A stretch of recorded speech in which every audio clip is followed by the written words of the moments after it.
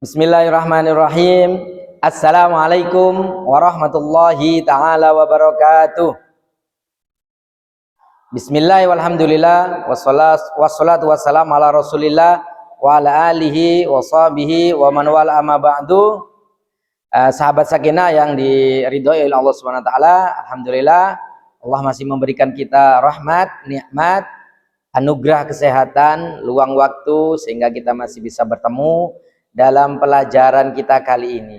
Alhamdulillah kita akan melanjutkan pelajaran hadis yang kita baca dari kitab Mukhtarul Ahadits An-Nabawiyah.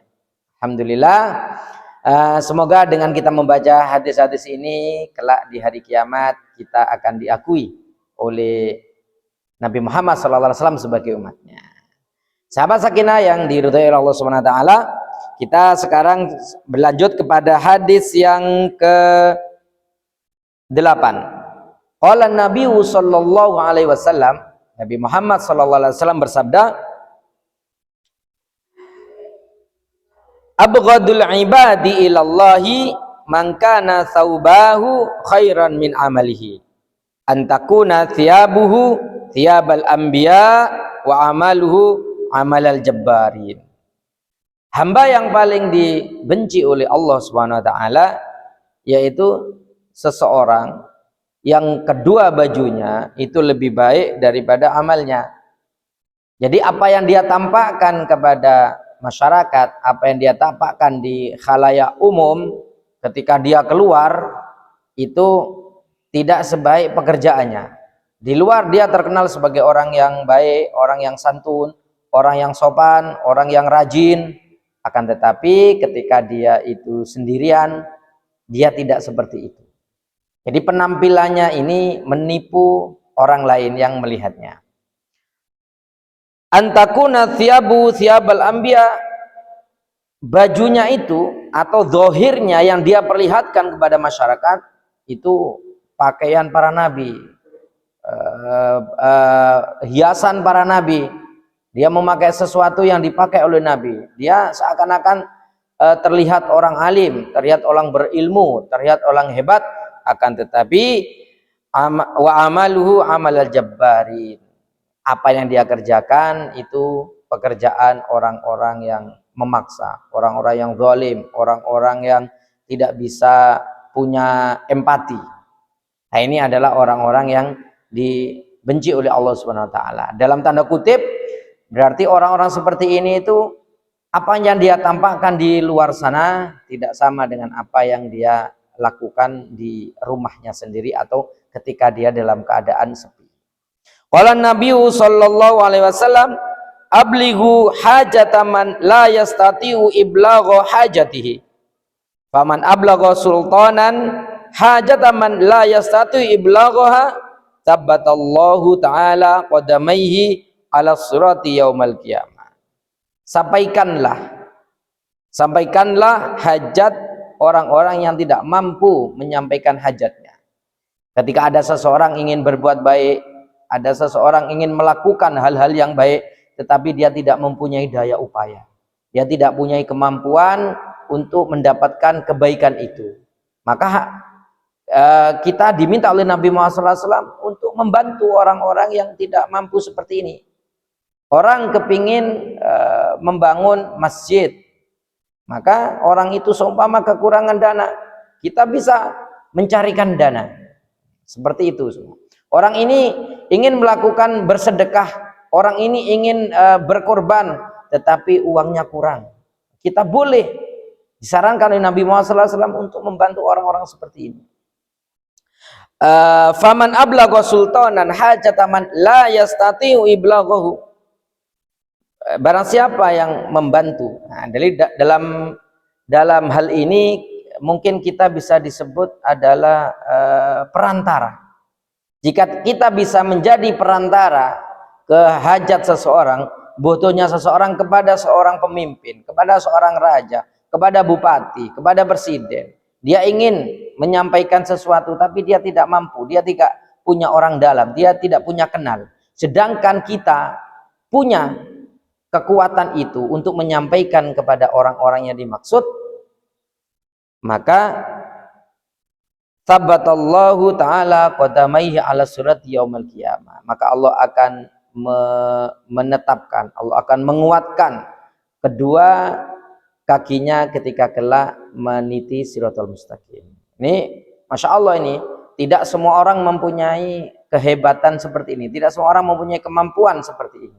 Jadi ketika kita oleh Allah Subhanahu wa taala diberikan hal-hal yang seperti ini, bisa menjadi perantara kebaikan, maka Allah akan memberikan janji yang besar.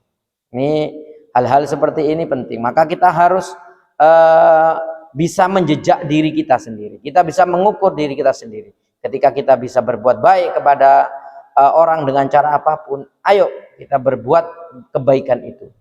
Nah, Nabi Muhammad SAW dalam hadis lain mengatakan, orang yang membantu kesusahan atau orang yang memudahkan urusan seseorang di dunia, maka Allah akan memudahkan urusan dia kelak di hari kiamat.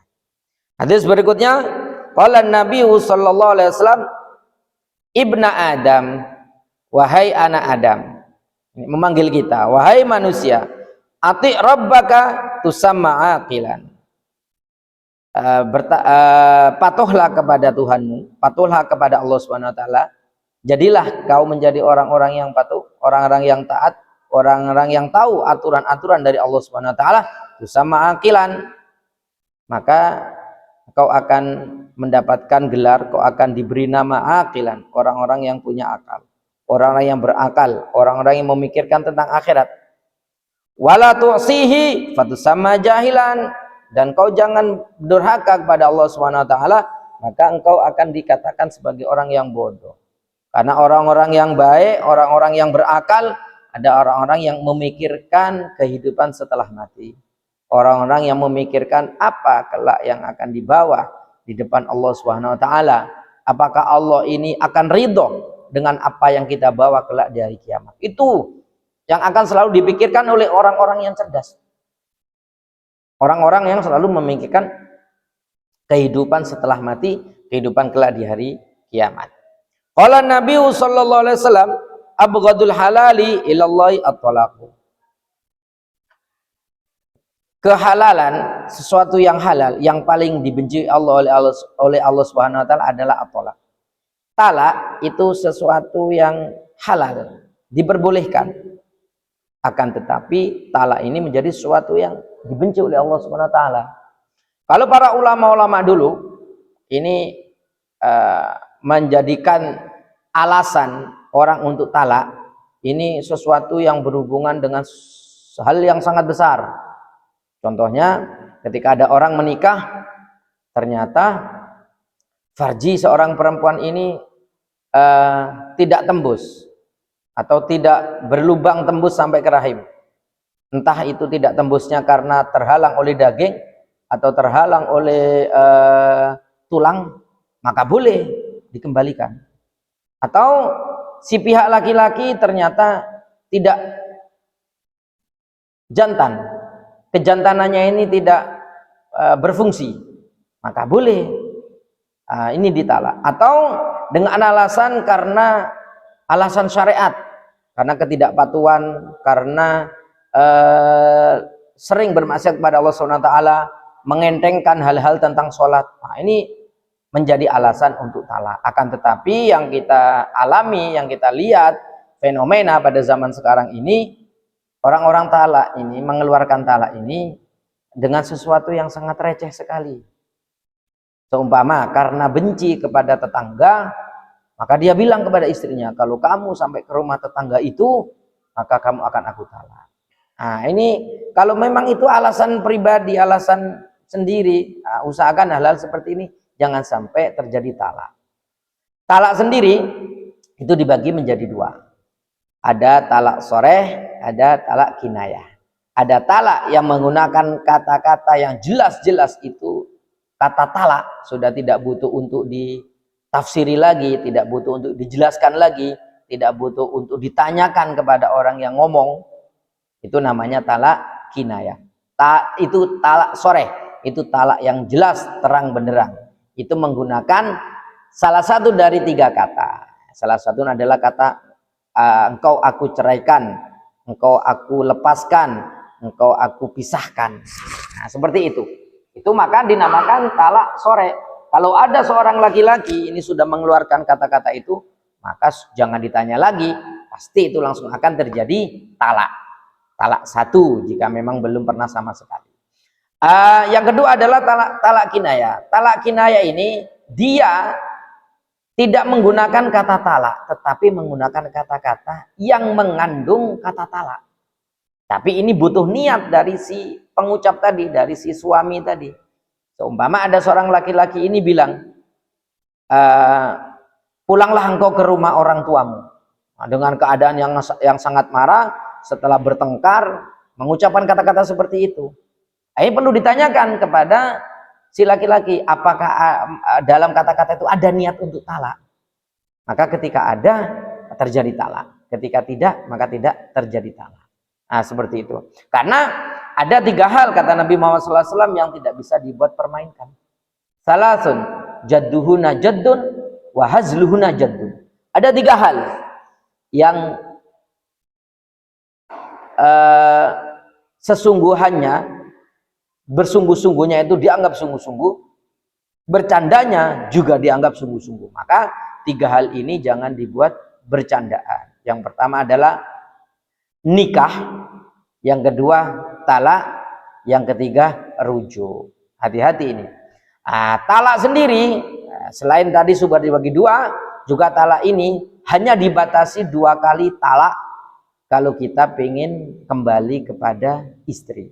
Jadi ketika ada seorang suami mengatakan talak masih 1 kali, maka dia diberi waktu untuk mengucapkan rujuk kembali.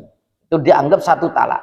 Kemudian di suatu saat dia mengatakan lagi seperti itu, kata talak kepada istrinya, maka dianggap yang kedua kali. Dia masih boleh rujuk kepada istrinya. Cukup bilang, "Dek, istriku, aku ingin kembali kepadamu." Nah, ini tanpa persetujuan dari pihak istri. Itu sudah terjadi rujuk sudah. Tetapi ketika dia sudah mengucapkan talak yang ketiga kali, maka tidak ada lagi kata rujuk untuk si laki-laki. Atau dia sekali ucap langsung mengucapkan, "Kamu aku talak 3." Meskipun 1 kali kata talaknya, tapi karena mengucapkan kata talak 3, maka sudah dianggap 3 kali talak. Maka jika terjadi seperti itu, ada syarat-syarat yang harus dia kerjakan sebelum dia kembali kepada istri. Yang pertama, dia harus menunggu masa iddah, masa penantian, masa pemastian, mencari kepastian bahwa rahim dari istri yang ditalak tersebut tidak ada janin yang hubungan dengan suami yang mentalak tersebut. Maka ini dikasih waktu 3 kali masa suci. Ketika sudah 3 kali masa suci ternyata tidak ada janin di dalamnya, maka syarat berikutnya adalah dia harus nikah dulu dengan orang lain. Namanya muhallil. Orang yang diharapkan bisa menghalalkan pernikahan kembali lagi. Nah, setelah itu, setelah mereka menikah lagi dengan laki-laki yang baru, maka dia disyaratkan lagi talak. Ditalak oleh suami yang baru. Kemudian syaratnya adalah dia sudah melakukan hubungan suami istri. Syarat yang ketiga. Syarat yang keempat, dia harus melakukan masa iddah lagi dari talak suami kedua tadi. Setelah itu, maka dia diperbolehkan untuk nikah kembali. Tapi pertanyaannya, apakah ada seorang laki-laki yang rela orang yang dia cintai, mantan istrinya tadi, menikah dengan orang lain, berhubungan badan dengan orang lain, kemudian dia nikahi kembali? Kenapa syariat kok mengatakan seperti itu? Karena ini hukuman bagi seorang laki-laki yang mudah mengucapkan kata talak. Hati-hati, hati-hati. Talak ini nanti penjelasannya akan sangat panjang sekali. Insya Allah akan kami bahas ketika nanti ada di bab yang memang khusus untuk talak. Kalau ada yang ingin ditanyakan, yang ingin dikomentari, tulis di kolom komentar. Nah, berikutnya adalah qala Nabi sallallahu alaihi wasallam, atani Jibril faqala, Jibril datang kepadaku. Katanya Nabi Muhammad sallallahu alaihi wasallam, faqala, dan dia berkata, malaikat Jibril berkata kepada Nabi Muhammad sallallahu alaihi wasallam, ya Muhammad, isma syi'ta fa innaka mayyitun. Hai Muhammad, hiduplah sesukamu karena engkau berujung akan mati juga. Silakan hidup sesukamu. Kamu ingin model hidup seperti apa? Kerjakanlah. Tapi ingat, kamu ada batasnya. Kamu akan mati. Ya, jadi silakan. Dalam hadis lain, Nabi Muhammad SAW mengatakan, Nabi Muhammad SAW mengatakan, idza lam tastahi fasna ma syi'ta. Nah, jika engkau tidak malu melakukan sesuatu, kerjakan saja. Jika engkau tidak malu kepada Allah Subhanahu wa taala, kerjakan saja. Allah Maha melihat. Jika engkau tidak malu kepada dirimu sendiri, kerjakanlah. Jika engkau tidak malu kepada keluargamu, kerjakan saja. Terserah, semuanya akan ada hitung-hitungannya dan semuanya akan ada akhirnya dengan kematian. Wa ahbib masyita fa innaka mufariquhu, dan cintailah apa yang kamu sukai. Kamu juga akan berpisah dengannya. Cintailah istrimu, kau akan terpisah dengan kematian. Cintailah anakmu, anakmu akan diambil oleh orang lain, akan nikah dengan orang lain, akan berpisah denganmu. Cintailah hartamu, kau akan berpisah dengan hartamu ketika kamu meninggal. Ya. Wa'mal masyita fa innaka majziyun bih, dan kerjakan apa yang kau sukai, karena engkau akan dibalas dengan itu. Jika kau melakukan kebaikan, Allah akan balas kebaikan. Jika kau melakukan keburukan, Allah akan balas juga dengan neraka dari Allah Subhanahu wa taala. Faman ya'mal mithqala dzarratin khairan yarah wa man ya'mal mithqala dzarratin syarran yarah. Allah Subhanahu wa taala berfirman, orang yang melakukan kebaikan sekecil apapun, sekecil atom pun, sekecil debu pun, sekecil kuman pun, maka itu akan ada balasannya di akhirat. Kau akan menemukan, kau akan melihat, akan ada balasan itu. Jangan khawatir. Makanya lakukan saja kebaikan meskipun itu kecil, meskipun itu sedikit, daripada tidak sama sekali. Dan barang siapa yang mengerjakan kejelekan, maka dia akan melihat balasan kejelekan yang dia lakukan kelak di hari kiamat. Allah Subhanahu wa taala. Wa'lam anna syarafal mu'min qiyamuhu billail. Maka ketahuilah bahwa kemuliaan orang mukmin itu dia qiyamul lail, dia bangun di waktu malam. Dia tidak menghabiskan malamnya hanya untuk tidur. Dia tidak menghabiskan malamnya untuk hal-hal yang tidak ada gunanya. Dia gunakan qiyamul lail. Qiyamul lail itu bangun di waktu malam melakukan kebaikan. Seperti sholat, seperti belajar, seperti mengerjakan pekerjaan hari esok, mempersiapkan apa yang akan dikerjakan hari esok. Kerjakan yang baik-baik di malam hari. Itu termasuk qiyamul lail. Istighfar, membaca Al-Quran, apapun. Itu dinamakan qiyamul lail. Tidak hanya sholat saja. Wa izzahu istighna'uhu anin nas. Dan kemuliaan orang mukmin adalah dia tidak butuh pada manusia. Dia tidak menggantungkan dirinya kepada manusia. Dia tidak menyandarkan badannya kepada manusia. Karena ketika kita menyandarkan kepada selain Allah, itu adalah awal dari kekecewaan yang terbesar. Maka dalam satu syair dikatakan, biqadril kaddi tuktasabul ma'ali faman talabal ula sahirul layali. Biqadril kaddi, sebesar apa rasa payahmu, sebesar apa pengorbananmu, sebesar apa yang kau kerjakan, secapai apa itu tuktasabul ma'ali, maka derajat setinggi itu pula yang kau dapatkan. Kita analogikan, ya, kita akan memancing. Ketika kita hanya melemparkan umpan berupa cacing, jangan harap ikan tuna yang akan kau dapatkan. Jangan harap ikan paus yang akan kau dapatkan. Karena umpanmu tidak akan disergap oleh paus, tidak akan disergap oleh ikan tuna, karena tidak diminati.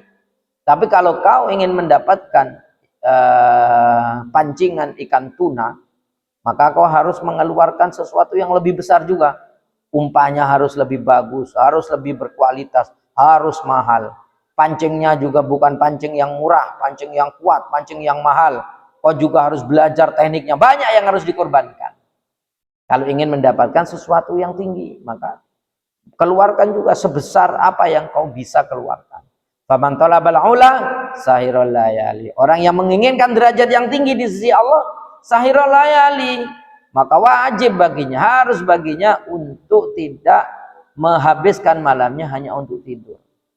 Karena kita bisa mengambil pelajaran dari perjalanan jauh dengan bis malam. Kita ingin keluar kota dari jarak yang sangat jauh, dari Surabaya ke Jakarta. Kalau kita berangkatnya siang-siang, pagi-pagi, kita akan bertemu dengan kemacetan yang sangat lama, kemacetan yang sangat panjang, yang akan melelahkan, lama waktu yang kita perlukan untuk sampai ke tujuan. Tapi ketika kita berangkat di malam hari, maka hal-hal tersebut itu tidak akan berarti banyak, tidak akan banyak kemacetan, tidak akan banyak hal-hal yang menghalangi kita akan cepat sampai tujuan. Maka layak bagi kita jika ingin menginginkan hal-hal yang baik, hal-hal yang banyak, hal-hal yang tinggi, derajat yang tinggi, maka layaknya bagi kita jangan habiskan waktu malam hanya untuk tidur. Jangan habiskan waktu malam hanya untuk bertemu dengan teman-teman, ngobrol yang tidak ada gunanya, ngopi-ngopi yang tidak ada gunanya. Dan itu akan berkelanjutan setiap malam. Hal-hal seperti ini harus kita hindari. Sahabat sakinah yang diridhoi oleh Allah Subhanahu wa taala, alhamdulillah kita bisa membaca beberapa hadis. Semoga hadis ini bisa menurunkan hidayah dari Allah Subhanahu wa taala, membuka hati kita supaya kita lebih rajin lagi untuk taat kepada Allah Subhanahu wa taala, lebih mencintai lagi kepada kekasih kita Nabi Muhammad SAW, dengan harapan kita kelak dikumpulkan oleh Allah Subhanahu wa taala di surganya dengan Nabi Muhammad SAW. Cukup sekian, akhirul kalam, wabillahi taufiq wal hidayah, waridho wal inayah. Assalamualaikum warahmatullahi wabarakatuh.